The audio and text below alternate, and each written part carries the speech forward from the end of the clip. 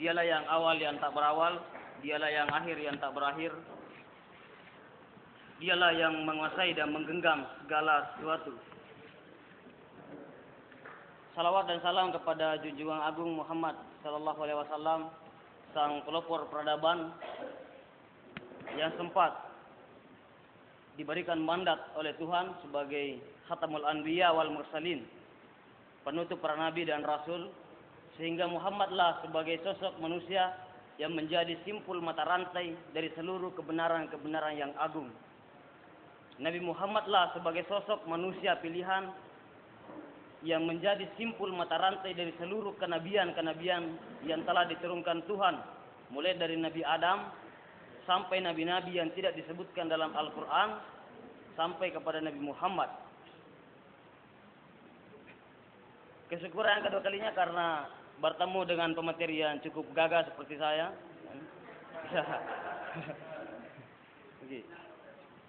Oke, sebelum saya masuk materi, kesempatan ini saya diberikan judul Esensi Ajaran Islam, tentunya lanjutan dari dialog kebenaran yang kawan-kawan telah lewati tadi malam. Tapi sebelum ke situ saya ingin bercerita bahwa saya ini baru-baru dari Bontodori dan saya melakukan transaksi. Ya, tiba-tiba saya diingatkan, sudah mau cerita kan dah? Oh, saya kira belum. Terpaksa transaksi 5 juta itu saya tinggalkan dengan komitmen bahwa selalu kita terpatri dalam komitmen kita. Ketika panggilan HMI apapun itu, maka itu harus didahulukan. Itu adalah tanggung jawab. Tapi ada yang lebih menarik. Di sana tadi saya kehausan sekali dan tidak ada air di Bontodori karena krisis air. Nah, saya ditelepon katanya di Sopan Rita, saya pikir di situ biasanya banyak air, ya, makanya saya ke sini. Itu cerita saya pertama. Ya. Di sana juga tadi saya pengen sekali merokok tapi tidak ada rokok. Saya langsung ditelepon, saya langsung bergegas ke sini. Karena yang sebelumnya ketika ada acara seperti ini banyak rokok. Nah, itu cerita saya yang kedua. Ya. Oke. Itu saya cuma bercerita. Saya cuma bercerita dari pengalaman-pengalaman tadi.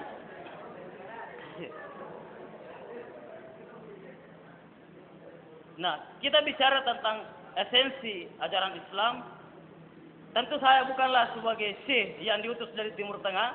Saya juga bukan dari ulama-ulama yang menguasai kitab suci, baik yang ada barisnya maupun tidak ada barisnya. Saya juga bukanlah kaum intelektual, tetapi hanyalah karena memang tugas yang diemban di himpunan mahasiswa Islam selalu siap siaga dan selalu siap pakai. Apapun dia menakan selalu siap. Itulah HMI. Oke, Islam semua. Oke. Saya pertanyaan pertama, selain pertanyaan tadi. Kapan kalian masuk Islam? Ya?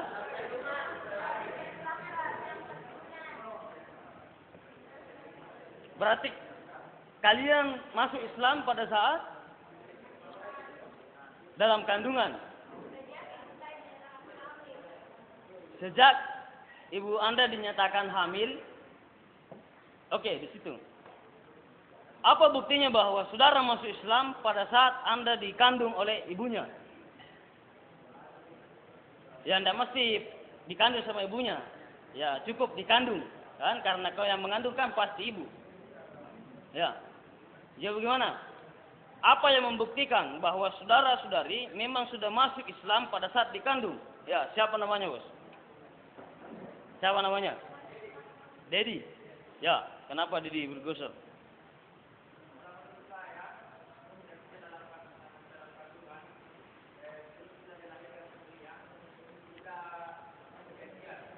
Ya, punya perjanjian. Oke. Kalau memang karena perjanjian seseorang di dalam kandungan dinyatakan sebagai Islam, berarti saudara-saudari kita yang ada di Kristen, ada di Konghucu, ada di Ahmadiyah, mereka semua adalah Islam.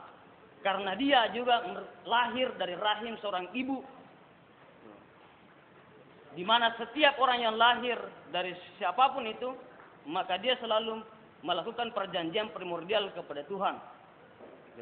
Dan Anda mengklaim bahwa Anda sudah masuk Islam pada saat sudah dikandung.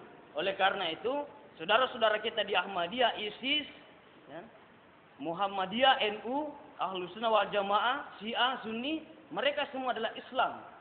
Kristen, Yahudi, Nasrani, mereka semua adalah Islam. Karena mereka adalah orang yang lahir dari rahim seorang ibu. Mereka semua Islam.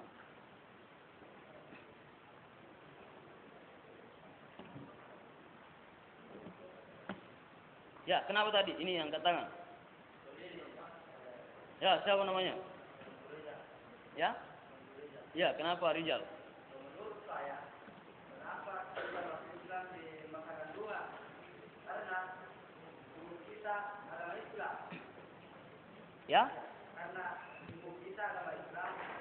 Ya. Nah, ada faktor keturunan lah. Kita katakan kita beragama.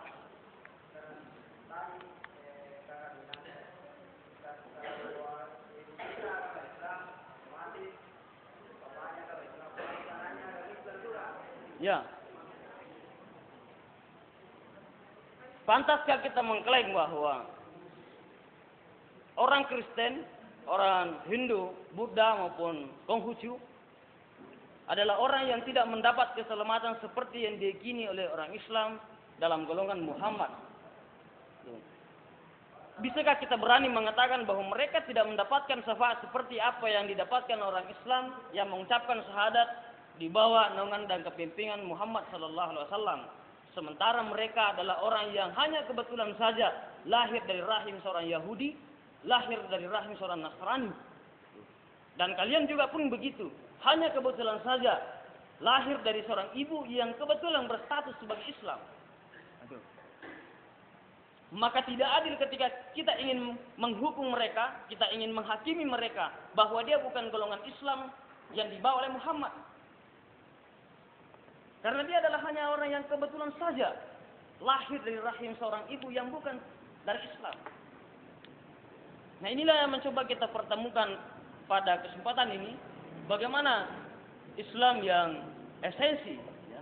Bagaimana Islam yang esensi dan bagaimana itu Islam yang kita pahami, terutama dalam ruang lingkup himpunan mahasiswa Islam.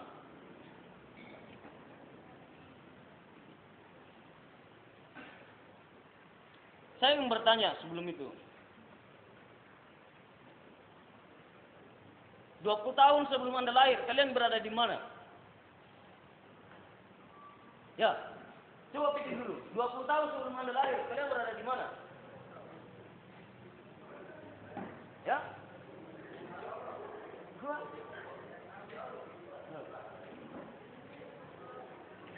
20 tahun sebelum Anda lahir, kalian berada di mana?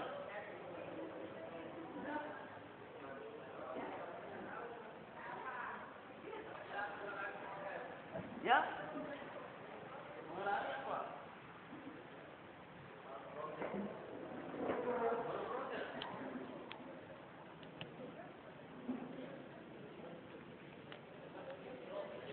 Melalui proses. Seandainya Bapak Sam menikah dengan ibunya ini, kira-kira kalau ada atau tidak?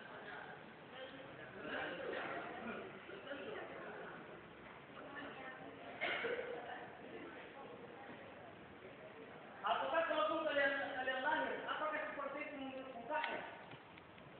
Ketika bapakmu dulu kawin dengan istri ini, tidak.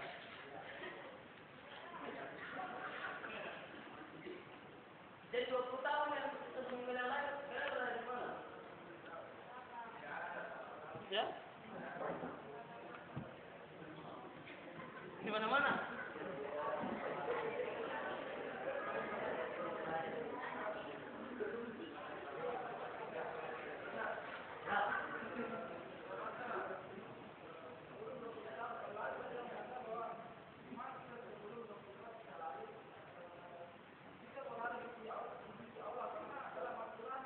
Kalau sekarang tidak berada lagi di sisi Allah.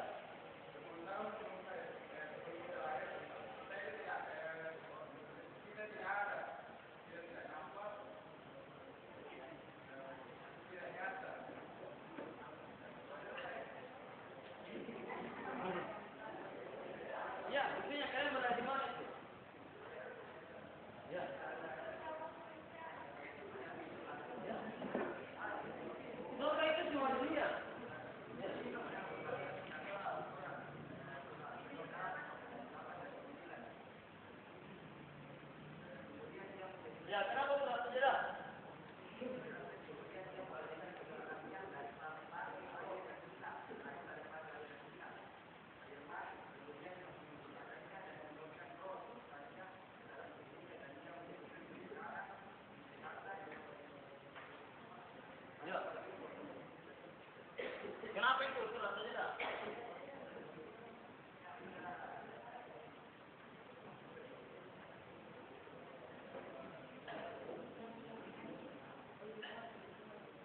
Sebelum kalian menjadi manusia, ada yang namanya orang tua.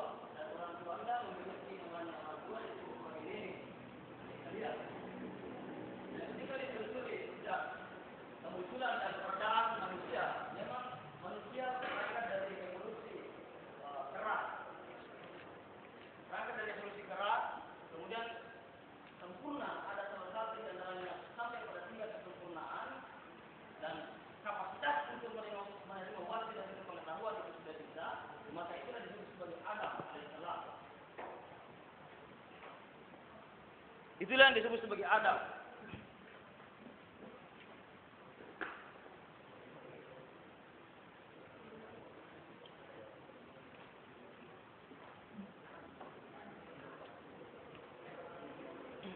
Jadi pembawa ajaran pertama disebut sebagai Adam alaihissalam, atau dia adalah seorang nabi dan rasul. Adam merupakan seleksi dari spesies sebelumnya, disebut sebagai darah purba. Mirip sekali dengan kerak, bukunya monyet dan semuanya mungkin.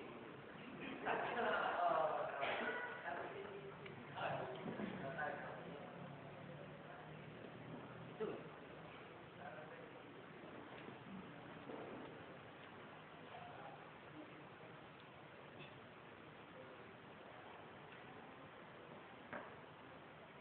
Ini manusia. Manusia yang membawa ajaran atau wahyu ilahi.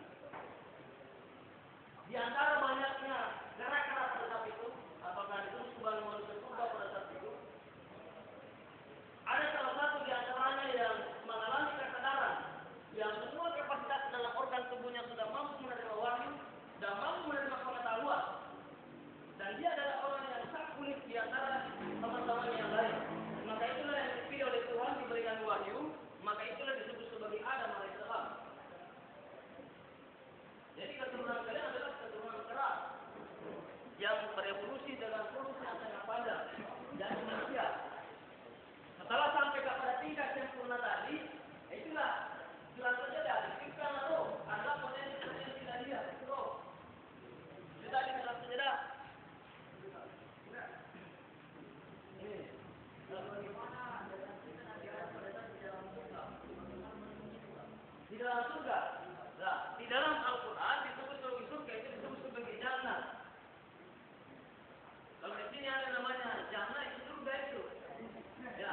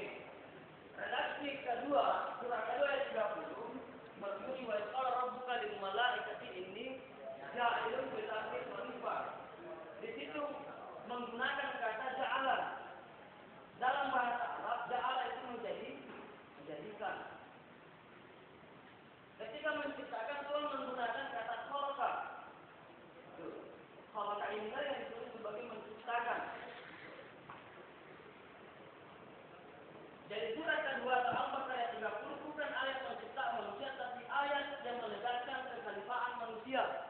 Yang dulunya itu sudah ada, kemudian ini diangkat menjadi khalifah karena kapasitasnya lebih tinggi.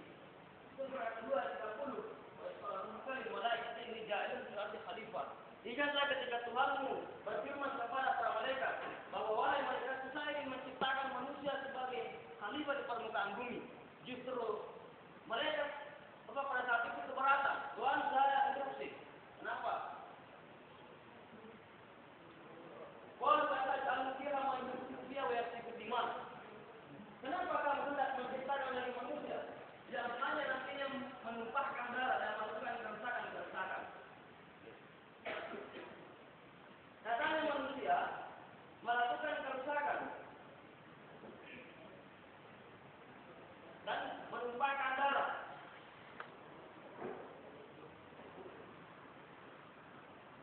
Itu dapat kata mereka, coba itu. Yang dapat surat Al-Baqarah, dapat. Coba baca. Atau redaksinya dulu, seperti ini.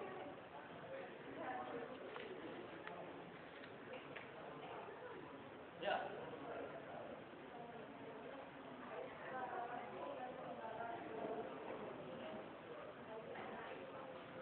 Apa ini apa?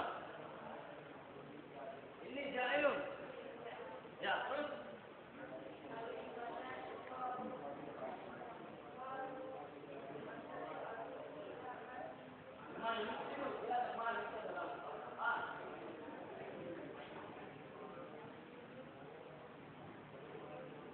oke kan, refleksi diri saja lah.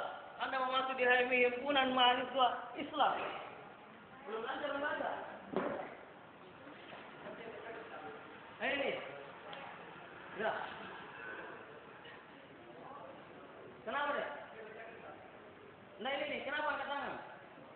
Iya silakan.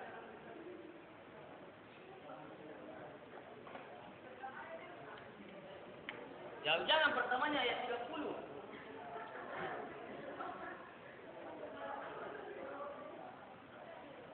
Kalau pertamanya sampai ayat 30 sampai dulu tidak itu.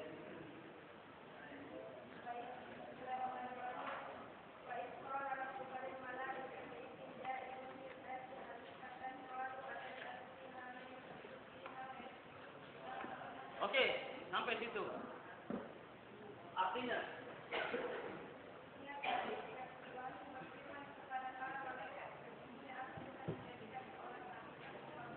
apa? Orang apa? Alif atau unta?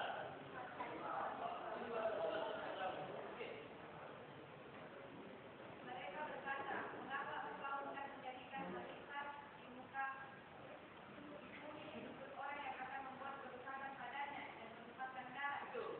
Padahal Sampai situ dulu. Untuk apa kau menciptakan manusia yang hanya di bumi nanti melakukan kerusakan dan menumpahkan darah? Pertanyaannya adalah dari mana referensi mereka sehingga mengkompleks Tuhan? Dari mana referensi mereka sehingga mengatakan bahwa Tuhan kenapa kamu ingin tadi menjadikan manusia sebagai khalifah? Nanti dia melakukan kerusakan dan menumpahkan darah. Ya?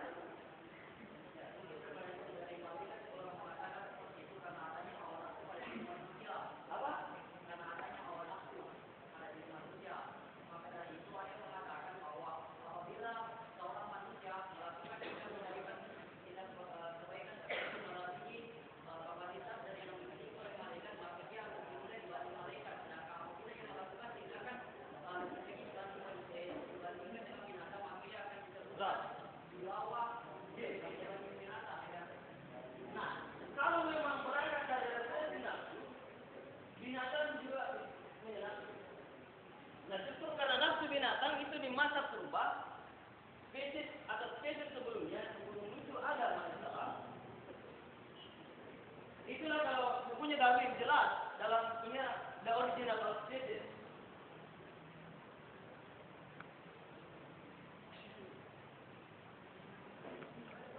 Original of Species, kalau yang sampul warna putih itu tebalnya 2,6 cm.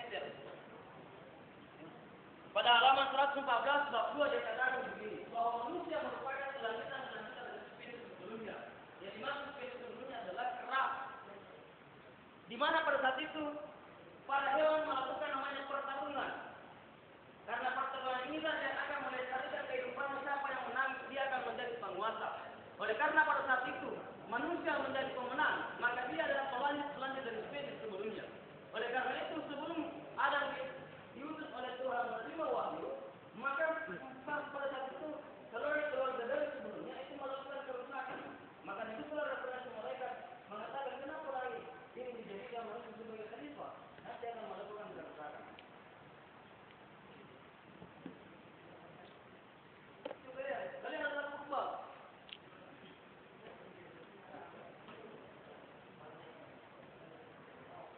Ya, kalian adalah manusia purba yang berevolusi menjadi manusia.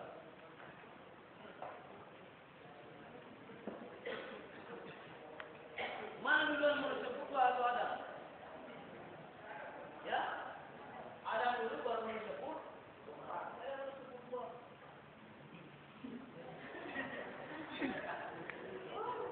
Ya, Adam dulu baru manusia purba. Kalau tidak mau menang kita balik dulu. Purba dulu baru aku. Dan Anda adalah keturunan Adam. Berarti purba.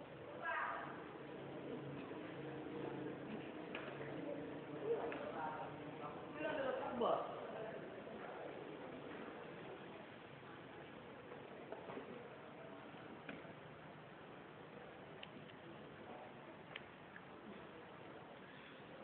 Alangkah banyak manusia yang sombong. Ternyata dia hanyalah evolusi dari kera. Banyak menyembuhkan kekayaan, kedudukan, ketampanan dan kecantikan, ternyata dia adalah berangkat dari kera. Seorang kera yang berjalan tegak, kata Aristoteles. Kalian adalah kera yang berjalan tegak.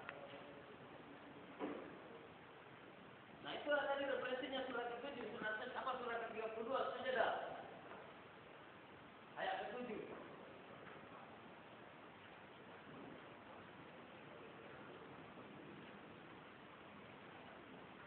Oke. Kita bicara ajaran. Karena di tengah pembahasan kita adalah ajaran Islam. Jadi ini kita capai adalah substansinya atau esensinya. Nah, mengenai surga yang tadi dipertanyakan, surga itu disebut jannah dalam bahasa Arab. Jannah itu adalah kesenangan, kebahagiaan.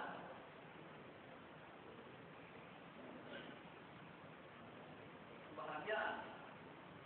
Dan surga yang dimaksud oleh Tuhan itu adalah surga yang ada di bumi, yaitu kebahagiaan yang dicapai oleh Adam bersama Siti Hawa pada saat itu, sampai di mana semua fasilitas makanan telah ada. Apapun yang dimakan oleh Adam semuanya bisa dimakan untuk kelestarian hidupnya. Itu di bumi. Karena Adam alaihissalam itu tempatnya di bumi, dan memang tugasnya Adam sebagai khalifah di bumi.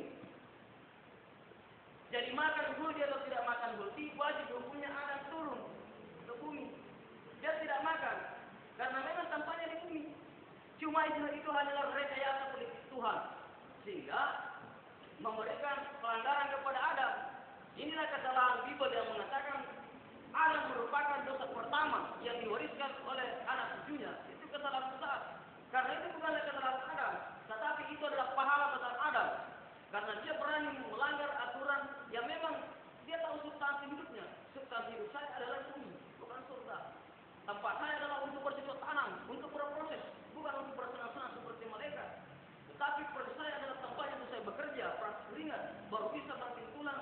Hasil dari banting tulang saya menjadi keringat ini dan kemudian dibayar atau menghasilkan upah. Itulah saya makan. Itu yang disadari oleh Nabi Adam. Tapi banyak orang hari ini tidak mau bekerja, bos. Hanya mau tidur terus. Padahal itu tujuannya Adam turun ke bumi. Dia menyadari betul dirinya bahwa saya bukan malaikat yang hanya ungkang-ungkang kaki dan makan perintah yang diberikan Tuhan.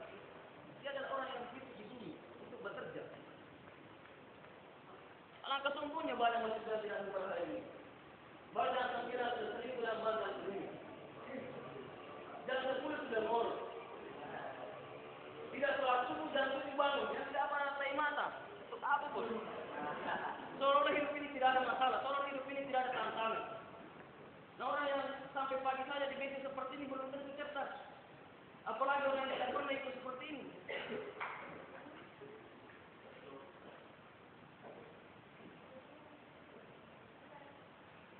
Ya memang saya dulu memang yang selalu memegang di apapun itu baik dari HMI maupun di kampus ya HMI.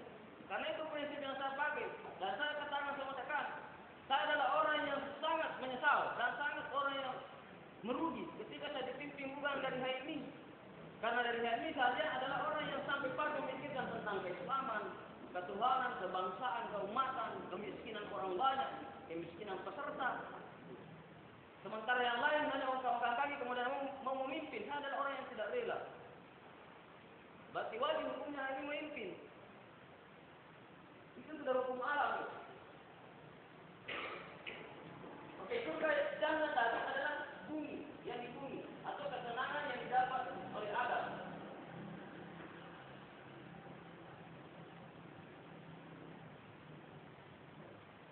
Dan buah bulti, pakar kesehatan manapun dan pakar sains manapun sepakat bahwa pohon-pohon itu hanya tumbuh di tanah.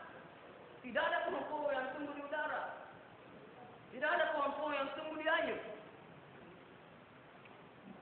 Berarti pohon bulti yang dimakan ada di bumi. Orang sains menemukan itu bahwa ternyata yang dimakan itu ternyata sudah di bumi. Karena pohon itu baru tumbuh di bumi. Jadi tamat itu di surga dulu Nabi Adam. Bukan tempatnya di surga Nabi Adam, tapi di bumi untuk berproses. Untuk melestarikan alam semesta. Ya, berarti surga itu ada di bumi. Ya, surga itu ada di bumi.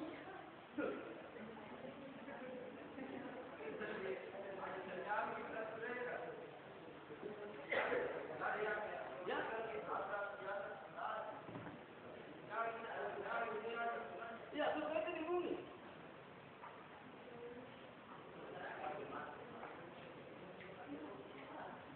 Ya, neraka lambang kesengsaraan. Surga itu lambang kenikmatan, kebahagiaan.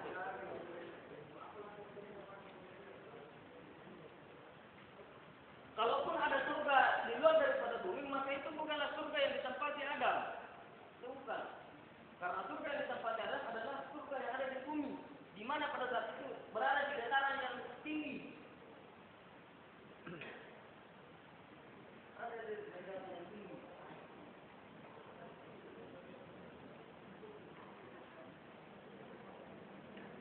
Yang dekat dari Makassar apa? Maros. Ada orang Maros. Nah, Maros. Kalau mau ke Makassar, naik atau turun? Naik. Ah, itu Maros. Jadi beratnya ada di satu dataran yang tinggi berada di Makassar. Kemudian di sini lengkap fasilitas semua serba mewah yang dimakan oleh Adam untuk melengkapi hidupnya dengan Siti Hawa. Tetapi ada rekayasa untuk melanggar, maka dia diturunkan ke dataran yang rendah, di mana pada saat itu adalah tanah yang gundul, tidak ada fasilitas apapun dan itu harus seperti tanah ular. Dari dataran tinggi menuju dataran rendah, itulah disebut. Orang Makassar mengatakan saya mau turun ke Maros. Orang Maros mengatakan saya naik ke Makassar. Itu.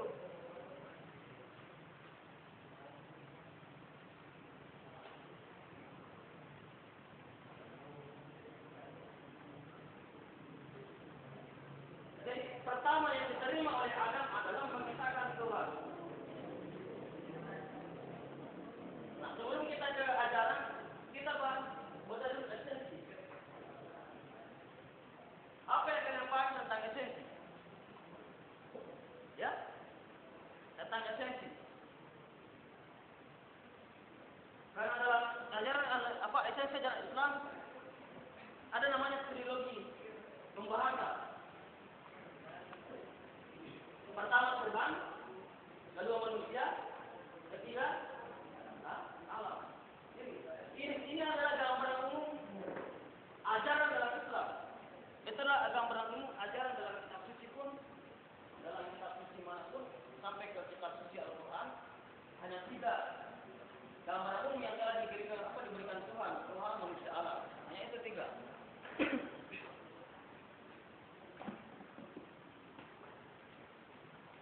Nah, kita mencoba sebentar bagaimana esensinya manusia bagaimana esensinya Tuhan dan bagaimana esensinya alam semesta.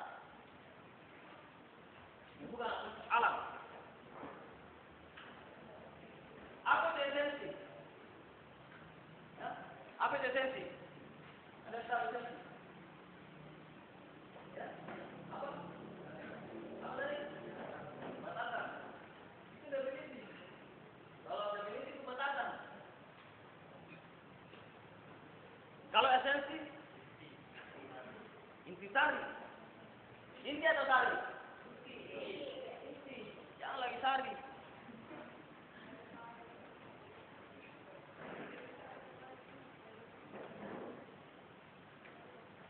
Esensi. Pertama, inti. Apa lagi? Apa esensi? Pokok.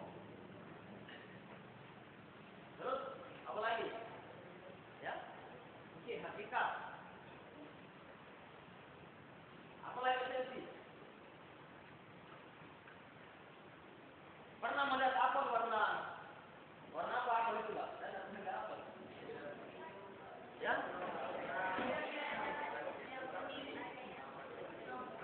Karena kalau apel di kampung saya warna putih. Ya.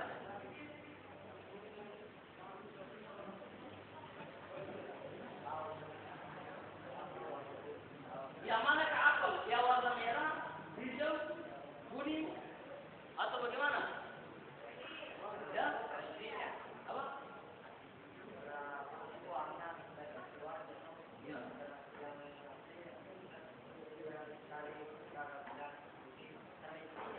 Ah.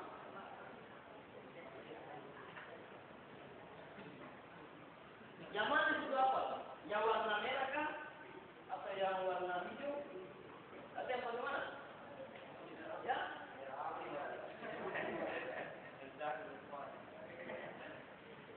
Yang mana itu? Pernah melihat apel di belah dua? Di bagian 4? Ketika itu sudah terbagi-bagi, apakah masih dikatakan sebagai apel? Berarti itulah apa yang menjadikan apel itu meskipun dipotong beberapa bagian, tetap dikatakan sebagai apel. Berarti ada esensi yang melekat. Yang pertama, ada namanya warna. Yang bisa dikenali, yang kedua ada namanya rasa. Ya? Apa lagi? Ya? Apa? Kok kayak anak teknik saja. Terus apa lagi? Jadi ada esensi yang melekat. Itu. Sehingga terbagi bagaimanapun tetap dikatakan dan dikatakan itu apa? Agama pun juga begitu. Terbagi-bagi. Ada yang mengatasnamakan dirinya Islam, ada juga Kristen, ada juga Konfusius, ada juga Yahudi, ada juga Buddha. Semuanya beragam-beragam, namun substansinya sama, adalah penyembahan kepada Tuhan, disebut sebagai tauhid. Itulah esensi.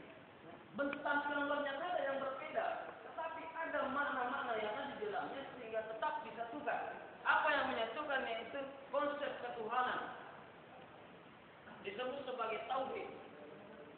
Tauhid inilah yang menyatukan semua agama-agama. Makanya Profesor Nurholis Majid mengatakan dalam bukunya Islam Doktrin dan Peradaban, dia katakan bahwa banyak cara seseorang menuju kepada ketuhanan.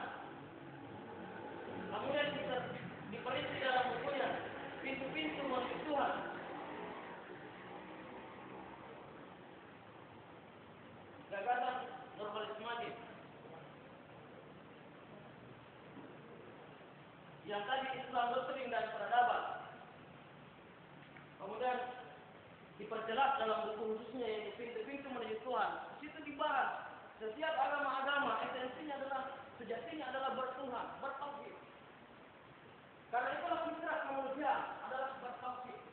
Orang yang ateis pun sesungguhnya dia adalah bertauhid, adalah orang yang memiliki keyakinan.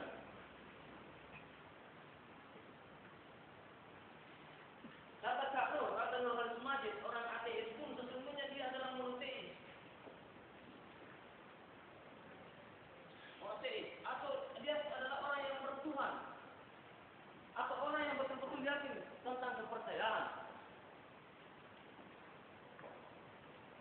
Ketika pun dia mengatakan bahwa Tuhan tidak ada, maka itu adalah keyakinan yang dimiliki.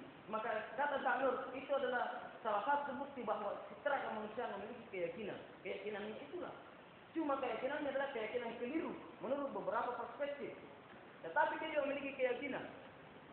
Berarti esensi dan sejatinya manusia adalah bertauhid.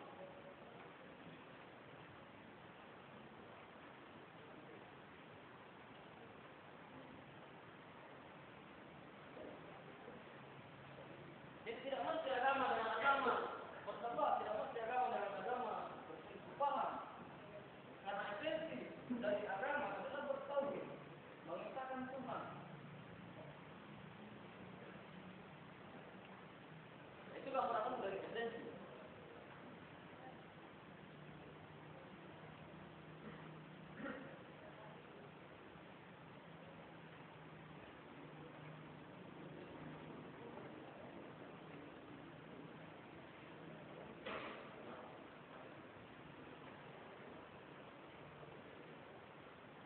Kalau ajaran, apa itu ajaran? Ya, apa itu ajaran? Apa? Apa itu ajaran? Petunjuk. Kalau pernah lihat arah begini, kemudian tertulis di sini dijual ayam potong. Ya, itu petunjuk. Itu ajaran bukan?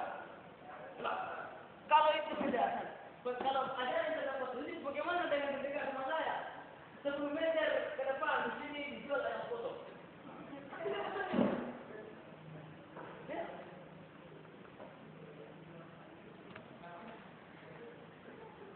Kemudian ada arah ke sini, 5 meter ke depan, di sini dijual pisang hidup. Ketika orang bertanya, di mana di sini penjual ayam potong, maka saya tunjukkan sono. Tapi dia tidak mau mengikuti petunjuk saya, dia justru ke sini. Itu sesat. Saya sudah sampaikan petunjuk, dia tidak mengikuti.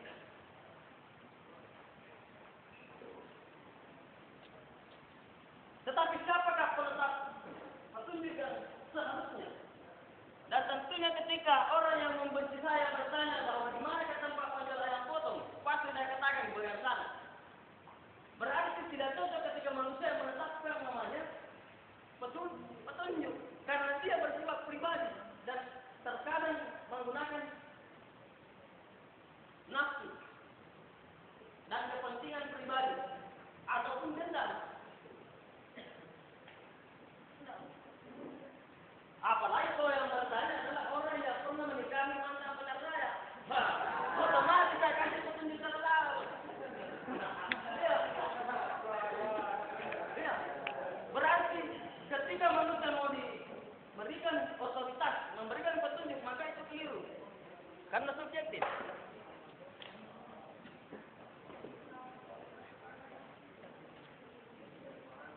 Oke, sampai sini ada dipertanyakan. Kita harus coba berangkat secara perlahan-lahan supaya kalian memahami.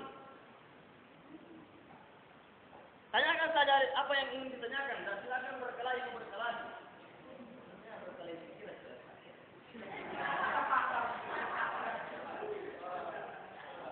Ya, ini adalah kalian untuk berdiskusi dan kawan-kawannya, berdiskusi dan teman-temannya.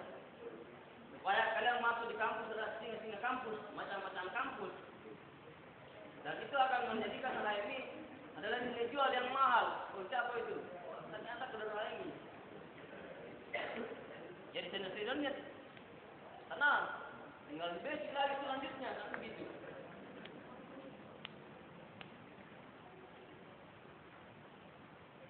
Nah, itu tadi ajaran. Kalau ajaran merupakan petunjuk, ya itu tadi petunjuk ini banyak sekali. Kenapa tidak menggunakan esensi agama Islam? Kenapa kira-kira tidak menggunakan esensi agama Islam? Ya? Kenapa tidak menggunakan esensi agama Islam? Kenapa ajaran Islam?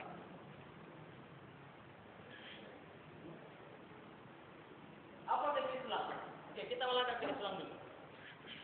Kita diajaran. Ada yang mengatakan itu adalah petunjuk. Ajaran. Ada juga mengatakan itu adalah berbagai aspek yang nilai-nilai normatif dari aturan-aturan ketuhanan. Oke, kita ke Islam dulu untuk merefleksi materi ini. Apa itu Islam? Bagaimana itu rahmatan lil alamin? Ya? Bagaimana itu Islam rahmatan lil alamin? Ya? Bagaimana? Kenapa? Orang yang sempurna.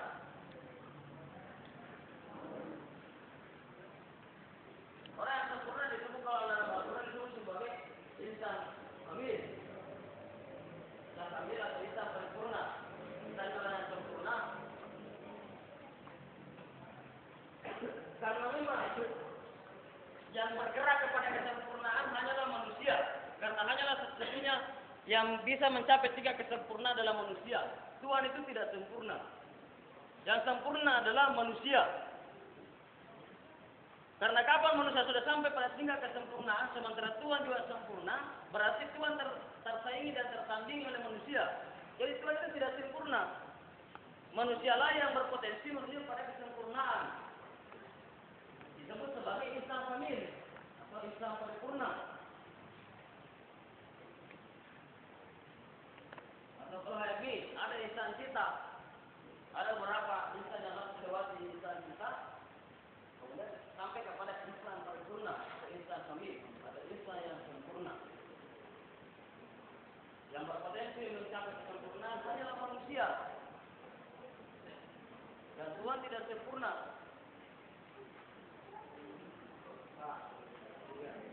Apa pergerakan katakan bahwa Tuhan tidak sempurna?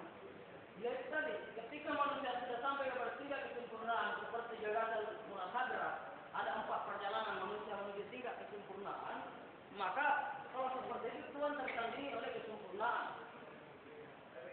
Sama juga orang yang mengatakan bahwa surga dan neraka itu kekal dan abadi. Menurut begitu, ketika kekal dan abadi berarti bagaimana kekalahan Tuhan? Berarti ada yang menandingi Tuhan kekekalannya. Ya. Ya.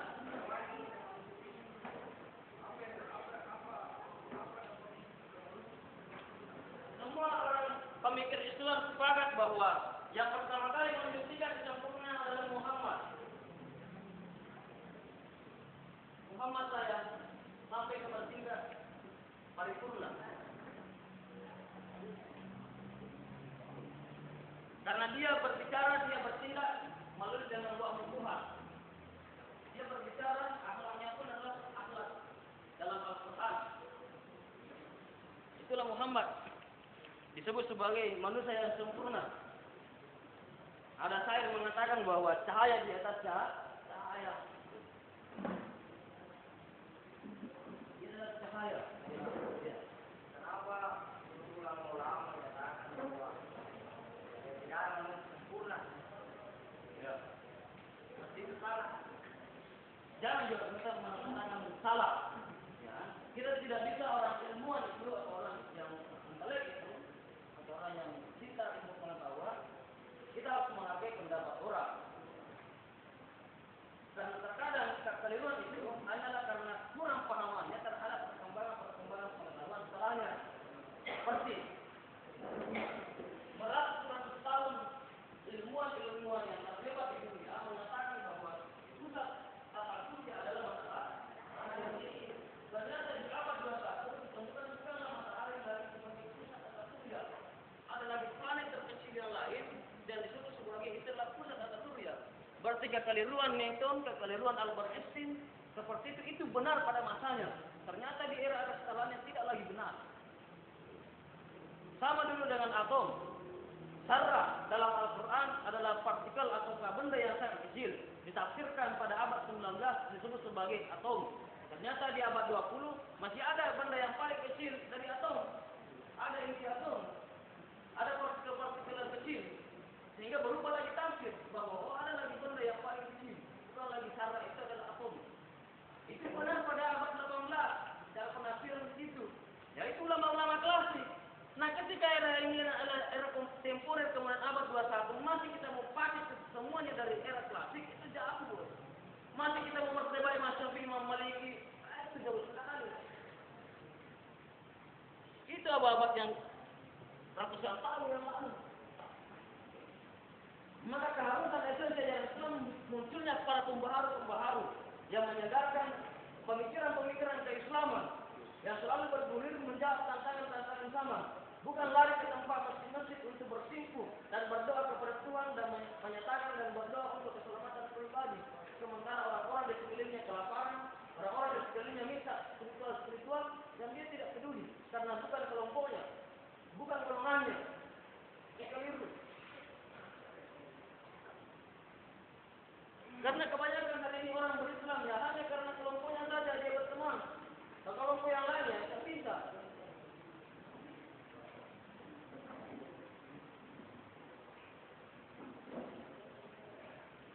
Bahkan ada golongan yang ketika ada orang yang bukan dari golongan yang masuk di masjidnya hilaf. Begitu najisnya orang yang katanya di luar daripada golongannya. Inilah pemahaman yang kadang-kadang kami mesti diluruskan. Bahwa di mata Tuhan itu ya semua manusia sama. Mata Tuhan. Ya, apalagi Islam. Ya, apalagi itu Islam. Islam. Apalagi Islam. Kalau sudah tuntas kita Islam, sahabat refleksi awal kita masuk materi. Apa itu Islam? Ya, keselamatan. Nah ini Islam. Keselamatan.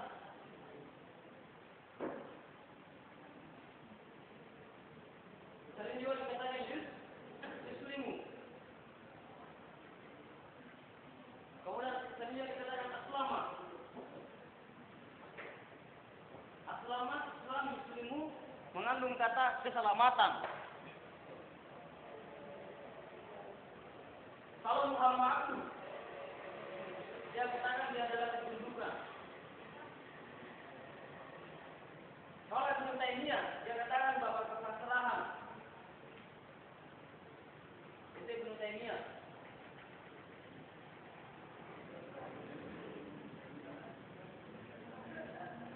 Ini Muhammad ketundukan kepasrahan. Itu Islam. Kalau Canur sering menggunakan kata keselamatan. Orang yang mau berpindah dengan keselamatan maka itulah masuk dalam golongan Islam.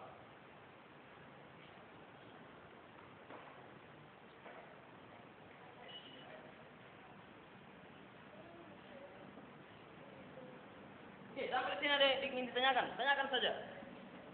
Supaya lebih apa yang masih mengganggu di hati kawan-kawan, silakan dipertanyakan. Dan saya balas sendiri mata perkataan kita kembali.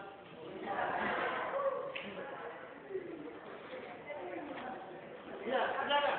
Yang mau bertanya tentang keislaman, ya silakan. Siapa namanya? Ya, silakan.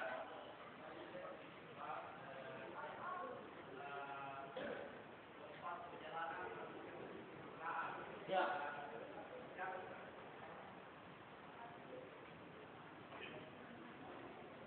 Kenapa? Kenapa itu?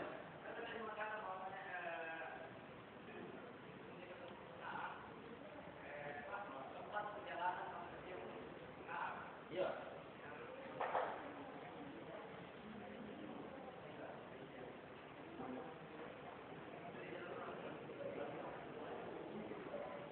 Oke, kalau yang tadi, silakan kawan-kawan baca saja bukunya Mullah Sadrak supaya Anda lebih tuntas, yaitu menuju kesempurnaan.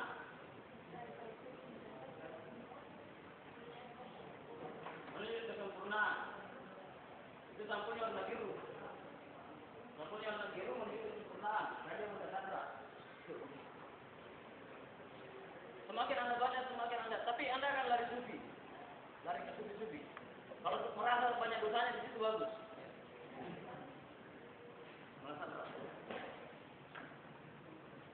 Cuma ada hal yang ingin saya sampaikan sebagai esensi atau yang disepakati bahwa pokok ajaran Islam bukan hanya penyembahan kepada Tuhan sebagaimana yang dipahami kaum sufi, yaitu puncak kesempurnaan dan puncak kenikmatan manusia manakala berjumpa dengan Tuhannya. Oke, kita masuk materi. Bahwa esensi dari Islam ada hal pokok yang mesti kita bahas adalah bagaimana tugas dan tanggung jawab seseorang dalam Islam disebut sebagai esensi.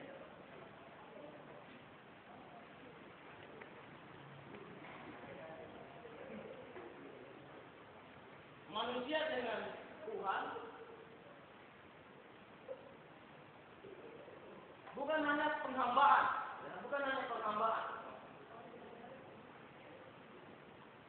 sebagaimana yang dipahami kaum sufi mengatakan bahwa puncak kenikmatan tertinggi manakala sudah menyatu dengan Tuhan.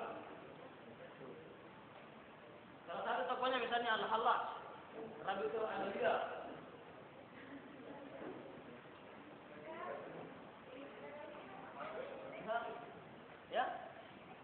Ya, itu ada ya. Baru itu lagi.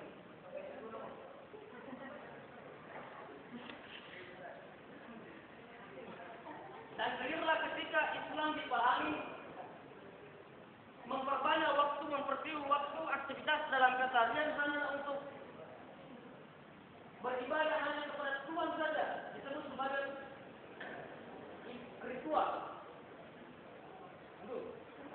Jadi banyak orang yang menghabiskan waktunya, banyak golongan yang menghabiskan waktunya hanyalah untuk ritual-ritual. Bagaimana dia menyelamatkan diri dengan doa-doa, menyelamatkan diri dengan ibadah-ibadah yang berkepanjangan. Tanpa peduli bagaimana anaknya, tanpa peduli bagaimana istrinya, tanpa peduli bagaimana masyarakatnya, bagaimana tetangganya, tidak ada urusan. Dan jelas dia adalah orang yang sudah berdoa kepada Tuhan setiap hari, dia berdekatan dengan Tuhan.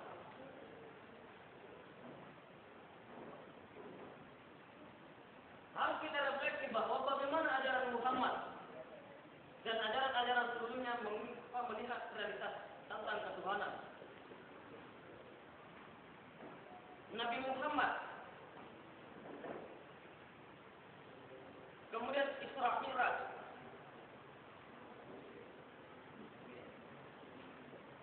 Nabi Muhammad Isra Mi'raj diceritakan dalam surah yang ke-15.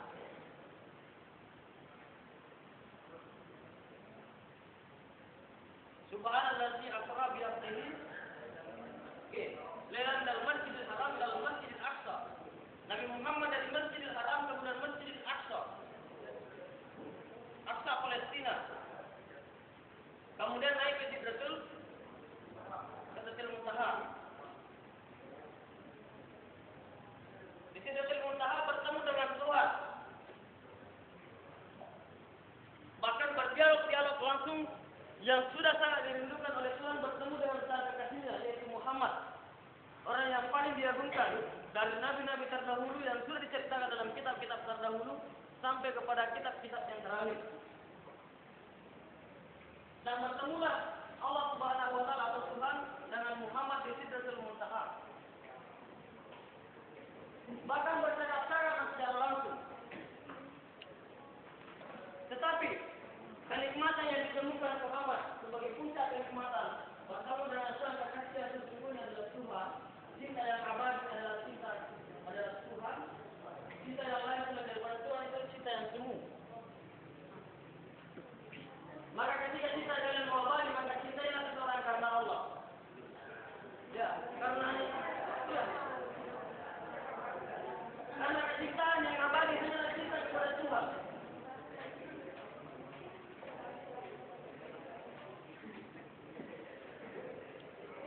Kalau kalian mencintai seseorang bukan berangkat dari cinta karena Tuhan, cinta kalian akan pudar.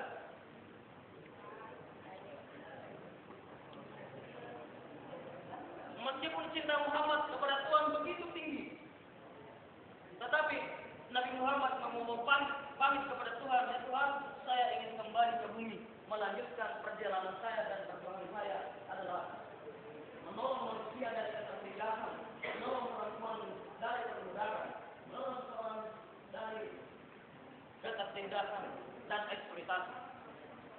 Jadi Nabi Muhammad bertemu dengan Tuhan, bahkan berdialog secara langsung dengan Tuhan, tetapi Nabi Muhammad memilih turun ke bumi untuk tetap melanjutkan dimensi hanifahnya, yaitu menegakkan Islam yang rahmatan lil alamin. Maka kelirulah ketika orang sufi mengatakan bahwa puncak tertinggi kebahagiaan adalah bertemu dengan Tuhan. Tidakkah dia membaca bagaimana sejarah Muhammad bertemu dengan Tuhan, bahkan berdialog secara langsung dengan Tuhan, tawar menawar antara sholat 50 rakaat sampai 5 rakaat. Tetapi Nabi Muhammad tetap memilih turun ke bumi untuk meninggalkan Tuhan dan melestarikan dan pergi mengembangkan ajaran-ajaran Islam demi keselamatan semua manusia. Berarti esensi dari Islam lebih kepada bagaimana sosial itu semakin dipertajam, semakin tinggi, itu berangkat dari ketauhidan kepada Tuhan.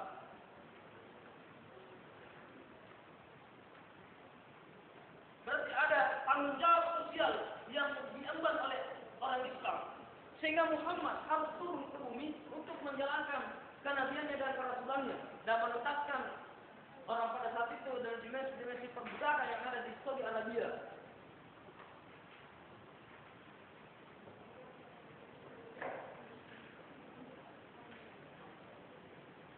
Peninggalan Isa alaihissalam setelah diangkat dipercaya oleh kaum Kristiani dikatakan bahwa kenaikan Isa al-Masih, maka disitulah muncul satu Masehi.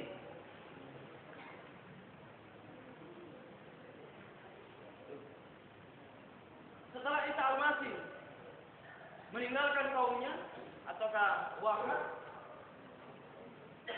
Isa al-Masih wafat.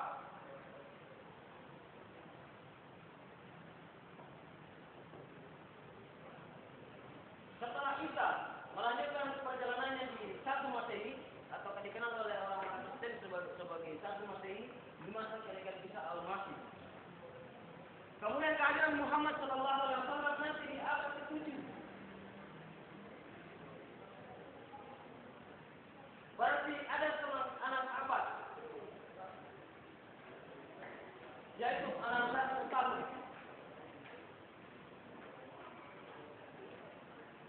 600 tahun umat di seluruh dunia tidak memiliki pedoman-pedoman yang jelas setelah meninggalnya Isa, yaitu di 1 Masehi. Sementara Muhammad itu nanti di abad ke-7. Berarti 600 tahun manusia dalam keadaan gelap gulita tanpa petunjuk.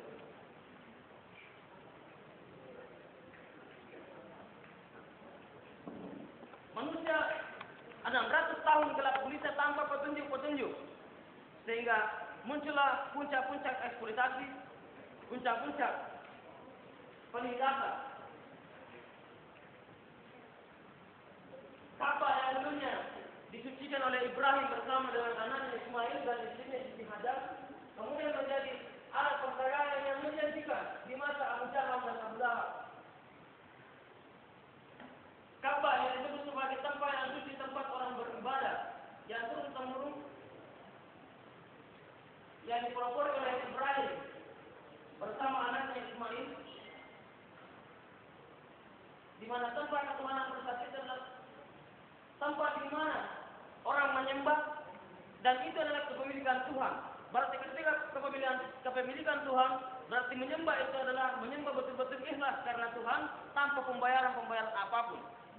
Itulah menariknya tauhid yang diperkenalkan oleh Islam, bahwa Islam bertauhid hanyalah Tuhan kepada Tuhan yang Maha Esa atau Tuhan yang sesungguhnya. Tempat yang kita menyembah adalah tempat yang kita mohon pertolongan. Dia tidak melihat dari materi seseorang, dia tidak melihat dari pakaian seseorang, dia tidak melihat dari latar belakang seseorang, tetapi dia melihat dari takwanya dan keimanannya. Itu berarti Islam telah membebaskan manusia dari segala pelaturan-pelaturan karena atas nama agama, seperti yang dilakukan Pak Muhammad sebelum dilantik menjadi nabi, yaitu Abu Jahal dan Abu Lahab. Abu Jahal dan Abu Lahab pada saat itu adalah orang yang berkuasa dan menguasai tanah Arab, dan dia juga menguasai Ka'bah, sehingga melakukan perjanjian dan peraturan bahwa siapapun orang Arab atau siapapun yang ingin menyembah kepada Tuhan dan datang ke Ka'bah, maka dia harus membayar upeti. atau pajak. Sehingga Abu Lahab dan Abu Jahal tinggal dulu manis orang-orang kafir. Dan semua orang tiap hari menyetor ke Ka'bah. Karena pada saat itu peraturan-peraturan yang dinakodai oleh Abu Jahal dan Abu Lahab. Maka tempat ibadah itu sebagai tempat bisnis yang menjanjikan. Sehingga rakyat diperas keringatnya untuk bekerja, ujung-ujungnya semua hartanya atau sebagian besar hartanya dipersembahkan kepada Abu Jahal dan Abu Lahab. Karena dia bikin aturan bahwa untuk menyebar kepada Tuhan, maka membutuhkan namanya pengorbanan jiwa. Nah, itu masih ada rentetan dari ajaran-ajaran sebelumnya di bawah Nabi Isa yang disampaikan oleh pengikut-pengikutnya, disebut sebagai istilah pengampunan dosa.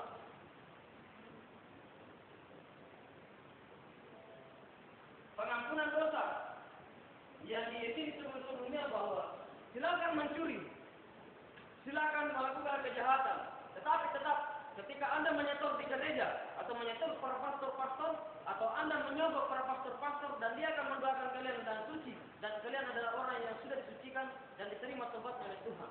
Itulah disebut sebagai pengampunan dosa. Sistem inilah yang diadopsi oleh Abu Jahal dan Abu Lahab.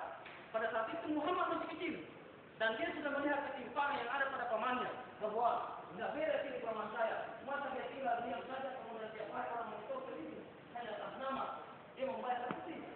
Maka inilah ketertinggalan dan penindasan yang dia oleh Muhammad.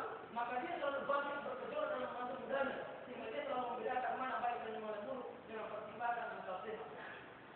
Nabi Muhammad disebut sebagai orang yang alamin dan orang yang jujur, orang yang terpercaya. Karena pada saat itu dia adalah berangkat dari permulaan yang sangat mendalam di masa kecilnya. Dia ada di tafsir hadis secara Arab seperti itu. Dan dia sudah melihat bahwa ini adalah betul-betul penindasan bahwa banyak orang bahkan keluarganya pun saja Abu Talib dan sebagainya keluarganya tiap hari banting tulang bercocok tanam untuk mencari uang.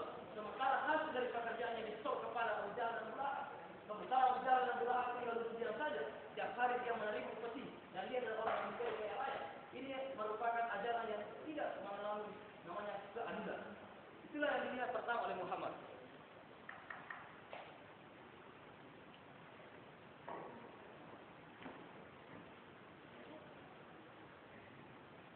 Muhammad dari masa kecilnya selalu mentinggi tentang kejujuran. Sehingga dia selalu menyudutkan diri pada